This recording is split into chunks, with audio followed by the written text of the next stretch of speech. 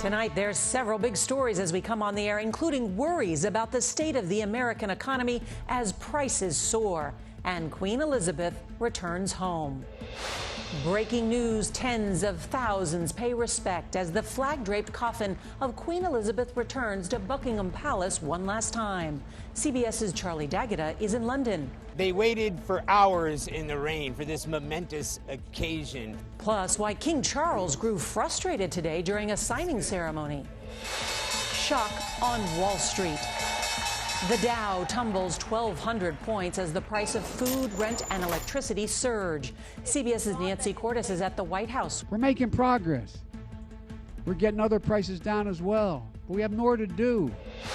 Ukraine's counteroffensive. Russian forces on the run as President Zelensky says Ukrainian troops have liberated thousands of square miles of territory. CBS's Deborah Pata reports tonight from Kharkiv. California mudslides, a tidal wave of mud as thousands are evacuated or ordered to shelter in place. CBS's Mark Strassman is at the scene. This wall plus sandbags underneath it is what saved my house.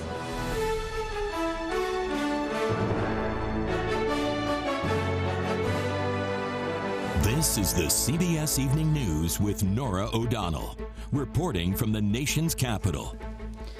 Good evening to our viewers in the West, and thank you for joining us on this busy Tuesday night. As we come on the air, the coffin of Queen Elizabeth is now at Buckingham Palace.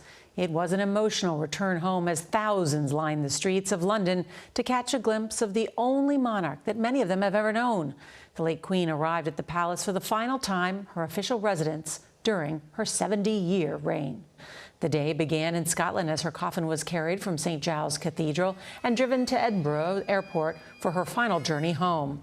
Also arriving at Buckingham Palace tonight, Prince William and Princess Kate, as well as Prince Harry and his wife Meghan for a private family gathering.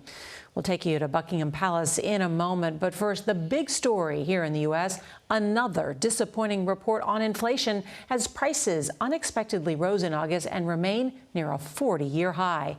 The Consumer Price Index for August was up 8.3% compared to 1 year ago as the cost of almost everything keeps going up.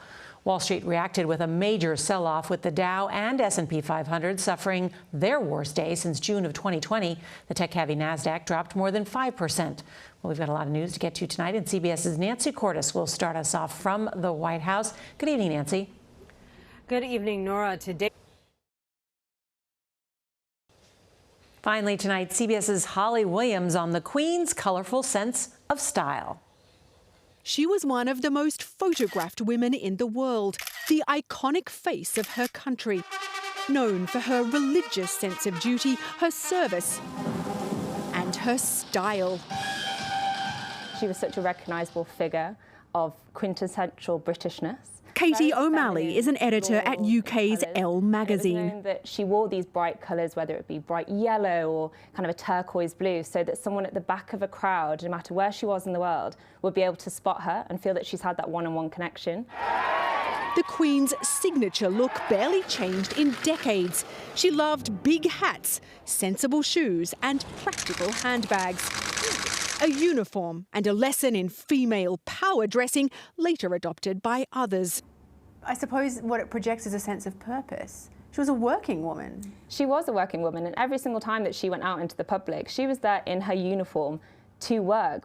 For centuries, British monarchs have projected grandeur with their clothing, and at times Queen Elizabeth did the same. But she also had an off-duty style, a country girl at heart, according to those who knew her.